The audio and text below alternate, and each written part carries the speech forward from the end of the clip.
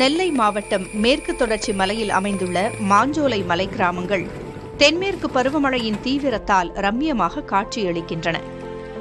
கடந்த 9 நாட்களில் மட்டும் 198 சென்டிமீட்டர் மழை பதிவாகியுள்ளது.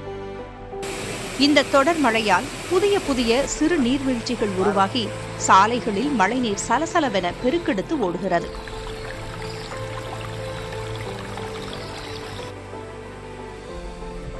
எங்கு நோக்கினும் பசுமை போர்த்திய சோலையாக காட்சியளிக்கும் மாஞ்சோலை ரீங்காரமிடும் வண்டுகள் மற்றும் மரங்களில் வளர்ந்த பூஞ்சை செடிகளுடன் கண்ணுக்கு விருந்தளிக்கிறது.